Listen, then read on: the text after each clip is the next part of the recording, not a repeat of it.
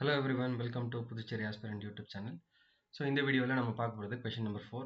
இந்த question number 4 எதை base பண்ணி இருக்குது அப்படின்னா அல்ஜிப்ரா பேஸ்ட் ஆன் அதாவது சிம்பிளிஃபிகேஷன் பேஸ்ட் ஆன் அல்ஜிப்ரா அந்த கான்செப்டில் இருக்குது.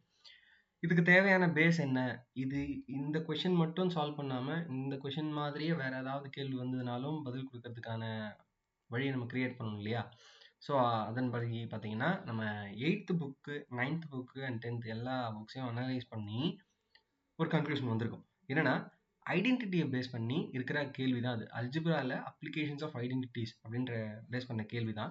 என்னென்ன ஃபார்முலாஸ் இருக்குது அப்படின்னு பாருங்க. இது எல்லாமே நோட் பண்ணிக்கோங்க. வீடியோஸை பாஸ் பண்ணி a + b the whole square formula இதெல்லாம் நம்ம படிச்சது தான். a + b the whole square formula என்னன்னா a² + 2ab + b². ஓகேவா? ரைட். அடுத்ததா a - b the whole square formula என்ன அப்படின்னா a² - 2ab + b². ஓகேவா? And then third a + b × a - b என்ன ஃபார்மெட்டில் எழுதலாம் அப்படின்னா a² - b². ஓகே. ஸோ இது அப்படியே ரிவர்ஸில் இருக்கிறது தான். ஸோ ஃபைனலைஸ்டான கண்டென்ட் தான் ரொம்ப ரொம்ப முக்கியம். இது கியூபிக் ஐடென்டிட்டி. கியூபிக் ஐடென்டிட்டி என்னன்னா a + b the whole cube formula என்னன்னு பார்த்தீங்கன்னா a³ + 3a² b + 3ab² + b³ இது எல்லாமே முக்கியம். இந்த ஃபார்மெட்டை பேஸ் பண்ணி சிம்பிளிஃபிகேஷன் தொடர்ந்து வந்துகிட்டு தான் இருக்குது. ஓகேவா? ஸோ அதை நோட் பண்ணிக்கிறீங்க. இப்போ a - b the whole cube இந்த கேள்வி இருக்கு இல்லையா? a - b the whole cube formula என்னன்னா a³ - 3a² b + 3ab² - b³. So இந்த ஃபார்முலாஸ் எல்லாம் அழகாக நோட்டில் இந்த வீடியோ ஒவ்வொரு தடவையும் முக்கியமான ஃபார்முலாஸ் இந்த மாதிரி மென்ஷன் பண்ணி கொடுப்பேன். ஸோ அதெல்லாமே தனித்தனியாக நோட் பண்ணிக்கோங்க, ரொம்ப முக்கியம். ஸோ இதுவும் கூட தேவைப்படும் சில நேரங்களில். x + a x + b x + c is equal to x³ + a + b + c x² + ab + bc + ca × x + abc அப்படின்னு இருக்குங்க. ஸோ ஃபைனலைஸ்டாக நான் சொல்ல வர பாயிண்ட் தாங்க. டிடக்ஷன் சொல்லிட்டு இது கொடுத்துருக்காங்க. இந்த ஃபார்முலாஸை அழகாக நோட் பண்ணிக்கோங்க, ரொம்ப ரொம்ப முக்கியம். a + b the whole cube formula என்னன்னா a³ + b³ + 3ab times of a + b. இது வந்து ஆல்மோஸ்ட் அந்த ஃபார்முலாவை கொஞ்சம் ரீஃப்ரேம் பண்ணி எழுதுனது தான். அதே போல் a - b the whole cube ஃபார்முலாவும் a³ - b³ - 3ab times of a - b. இது இல்லாமல் இந்த ஃபார்முலா பேஸ் பண்ணி தொடர்ந்து நிறைய இடங்கள்ல கேள்வி வந்திருக்கு. இந்த பர்டிகுலர் போர்ஷனை நான் சொல்கிறேன். செகண்ட் அண்ட் ஃபோர்த் இருக்கு இல்லையா? ரொம்ப ரொம்ப முக்கியம். இதை பேஸ் பண்ணி இதே இப்போ நம்ம சால்வ் பண்ண போகிற கேள்விக்கு தேவைப்படுற விஷயம் இது இல்லை. இருந்தாலும் இந்த ஃபார்மெட்டை பேஸ் பண்ணியும் கேள்வி வரலாம்.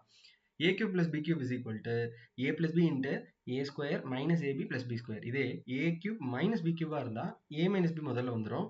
And then times of a² + ab + b². இந்த formulas second and fourth formula ரொம்ப ரொம்ப முக்கியம். ஸோ இது வரைக்கும் பார்த்த எல்லா ஃபார்முலாஸையும் பாஸ் பண்ணி அழகாக எழுதி வச்சுக்கோங்க. டேரெக்டாக அந்த கேள்விக்குள்ளே போகலாம். இங்கே விஓவில் நம்மளுக்கு வந்து விஏ எக்ஸாமில் வில்லேஜ் அசிஸ்டன்ட் எக்ஸாமில் நம்மளுக்கு கேட்ட கேள்வி என்னென்னா ஒரு சிம்பிளிஃபிகேஷன் தான் பேஸ்ட் ஆன் அல்ஜிப்ராவாக இருக்குது. இது என்ன ஃபார்முலா அப்படின்றத நாம தான் யோசிக்கணும்.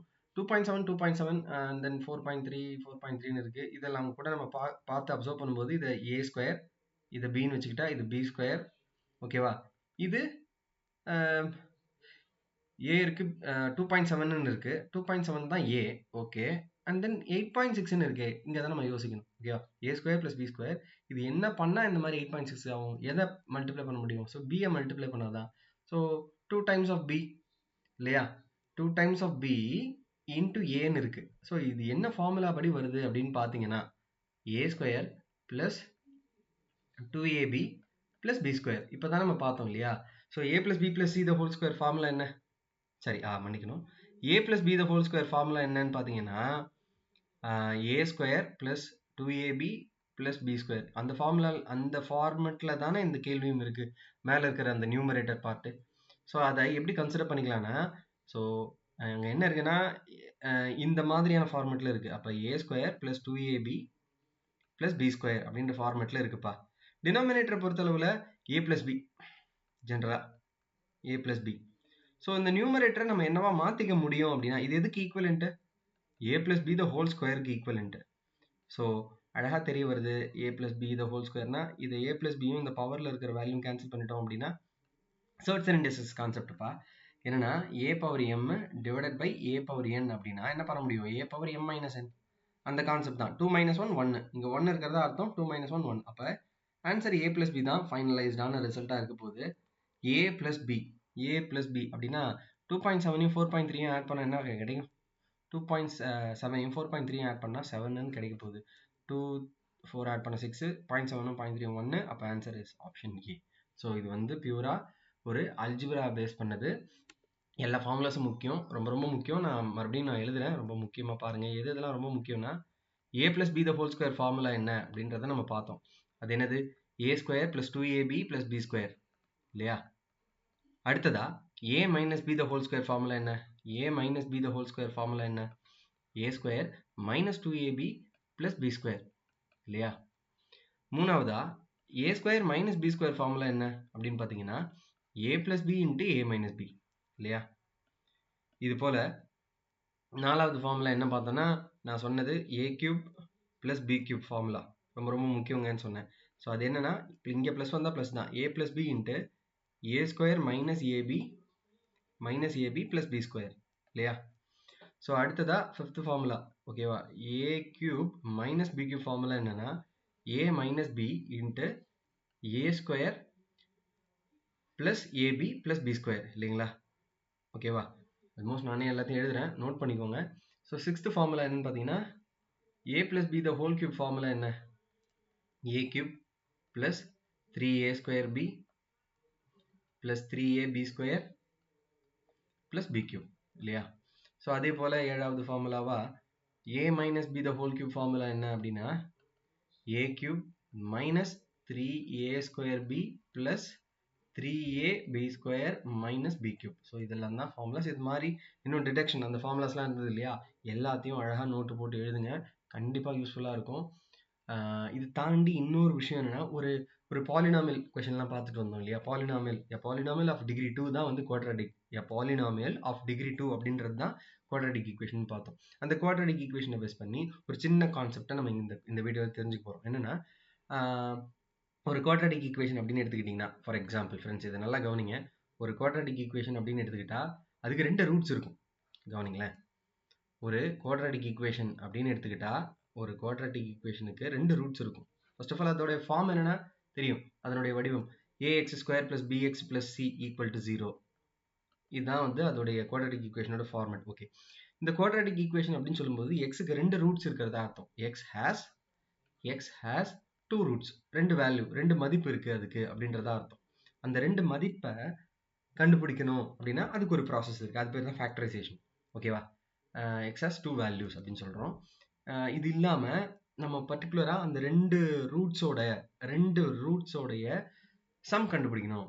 சம் ஆஃப் ரூட்ஸ் கண்டுபிடிக்கணும் அப்படின்னா அந்த டைரக்டாக குவாட்ராடிக் ஈக்குவேஷனை வச்சே சொல்ல முடியும். சம் ஆஃப் ரூட்ஸ் வேணும்னா -b/a. ப்ராடக்ட் ஆஃப் ரூட்ஸ் வேணும்னா ப்ராடக்ட் ஆஃப் த ரூட்ஸை கண்டுபிடிக்கணும்னா ஃபார்முலா c/a. இதை பேஸ் பண்ணி கொஷின்ஸ் வருங்க, வந்திருக்கு. இதையும் நோட் பண்ணிக்கோங்க. சம் ஆஃப் ஒரு குவாட்ராடிக் ஈக்குவேஷனுடைய குவாட்ராடிக் ஈக்குவேஷனா 2 ரூட்ஸ் இருக்கும். அந்த 2 ரூட்ஸோட சம் கண்டுபிடிக்கணும்னா -b/a. அந்த 2 ரூட்ஸினுடைய ப்ராடக்ட்டை கண்டுபிடிக்கணும்னா c/a. ஓகேவா? கன்ஃபார்மாக இதெல்லாம் நீங்கள் உங்களுக்கு கன்ஃபார்ம் தெரிஞ்சிருக்கணும். ஸோ இப்போயே நம்ம அப்படியே கொஞ்சம் கொஞ்சமாக லேர்ன் பண்ணுவோம்.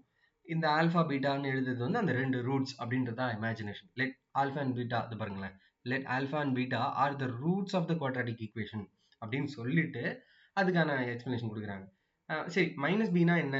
-b அப்படின்னு சொல்லும்போது ஒரு குவாட்ராடிக் ஈக்குவேஷன் அப்படின்னு நம்ம பார்க்கும்பொழுது எக்ஸோட கோஎஃபிஷியன்ட் தான் b, எக்ஸ் ஸ்கொயரோட கோஎஃபிஷியன்ட் தான் a, கான்ஸ்டன்ட் தான் c இல்லையா? அதெல்லாம் நம்ம முன்னாடி பேசியிருந்தோம்.